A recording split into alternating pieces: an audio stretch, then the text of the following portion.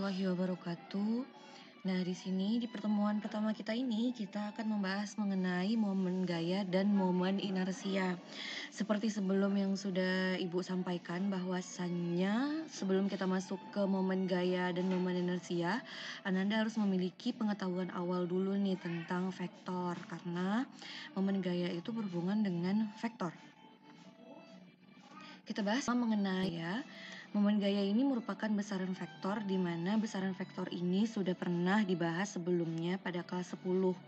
Besaran vektor ini merupakan besaran yang memiliki nilai dan juga memiliki arah. Arahnya di sini kita sepakatkan saja kalau dia searah jarum jam positif dan berlawanan jarum jam dia negatif. Momen gaya adalah hasil kali antara gaya dan panjang lengan.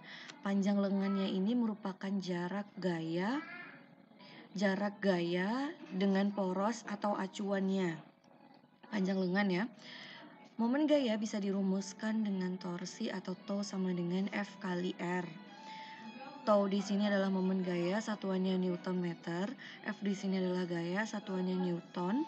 Dan R adalah panjang lengan, satuannya meter.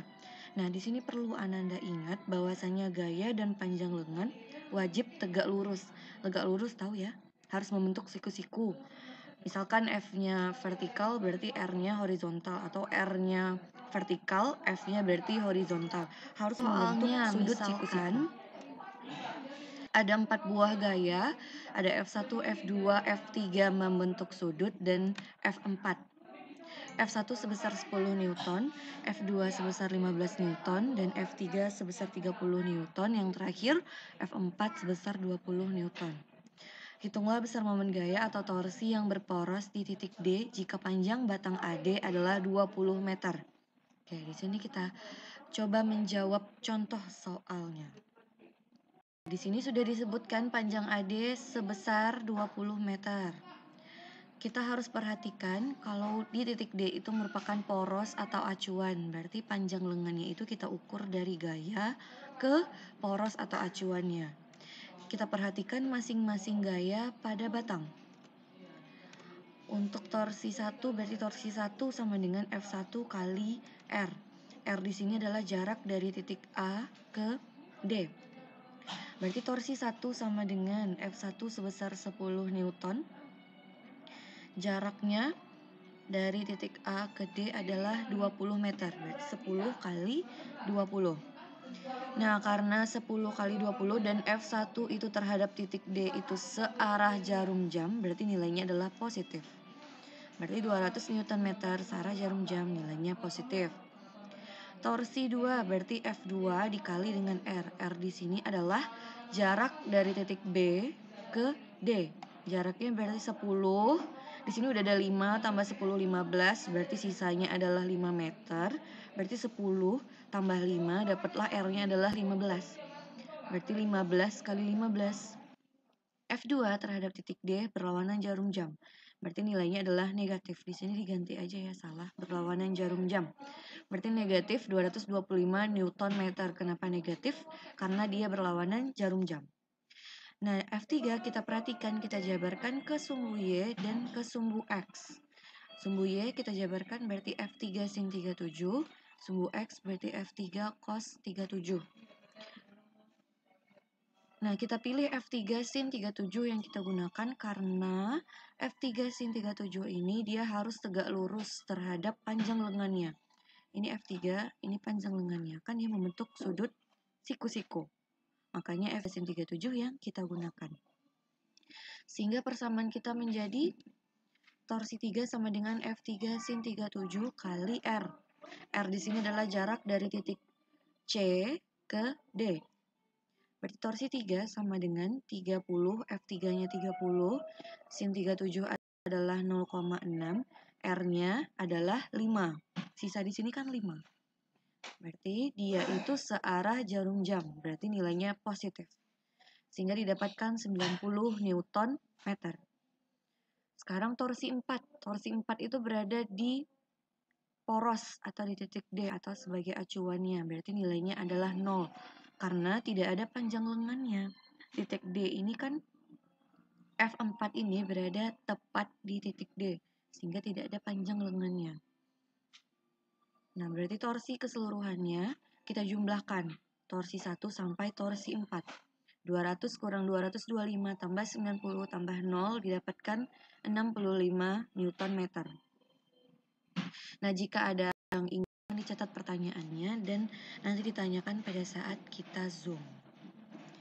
Selanjutnya mengenai momen inersia, di mana momen inersia itu merupakan besaran skalar.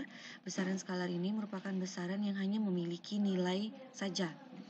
Momen inersia dapat dirumuskan dengan I sama dengan M kali R kuadrat, di mana I itu adalah momen inersia, satuannya kilogram meter kuadrat, M adalah massa, satuannya kilogram, dan R adalah jarak terhadap sumbu putar, satuannya meter.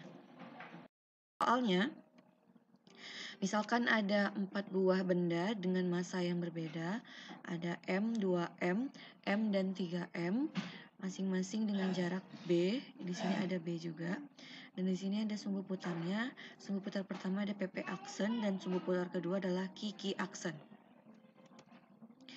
Tentukan momen inersia terhadap sumbu putar jika yang pertama sumbu putarnya adalah PP aksen dan sumbu putar yang kedua adalah QQ aksen. Kita kerjakan dulu untuk yang bagian A.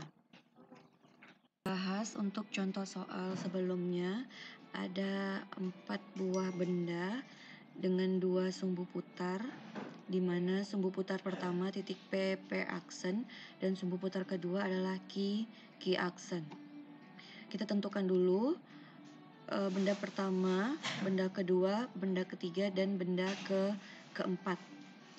Sesuai dengan pertanyaan yang pertama, sumbu putar yang pertama adalah PP aksen. Berarti acuan kita atau sumbu putar kita berada di PP aksen. Berarti jaraknya semuanya bertumpu atau beracuan ke titik PP aksen. Kita lihat yang pertama, untuk momen inersia yang pertama rumusnya M1 kali R kuadrat. M1 nilainya M, sementara jarak sumbu putar dari titik dari benda pertama itu 0 karena benda pertama itu tepat berada di sumbu PP aksen. Inersia yang kedua, I2 sama dengan M2 kali R kuadrat, di mana benda kedua masanya 2M, jarak benda kedua ke sumbu putar itu adalah B, sehingga 2MB kuadrat. Inersia ketiga, M3 kali R3 kuadrat, M3 nilainya M dan jarak benda ketiga ke sumbu putarnya adalah B, ditambah dengan B, berarti 2B dikuadratkan, didapatkan 4MB kuadrat. Untuk benda keempat, I4 sama dengan M4 kali R kuadrat. M4 nilainya 3M, jarak benda keempat ke sumbu putar PP aksen adalah B ditambah B tambah B sehingga didapatkan 3B kuadrat. Berarti 3 kali 9 27 MB kuadrat. Kita totalkan didapatkan 33 MB kuadrat. Karena momen inersia besaran skalar, berarti arahnya tidak kita tentukan. Berarti semua nilainya adalah positif. Kita mengenai momen inersia dan momen gaya. Jika ada pertanyaan, silakan dicatat di buku catatannya dan ditanyakan pada saat kita Zoom. Mohon maaf kalau misalkan ada kata-kata yang salah. Ibu akhiri dengan Assalamualaikum warahmatullahi wabarakatuh.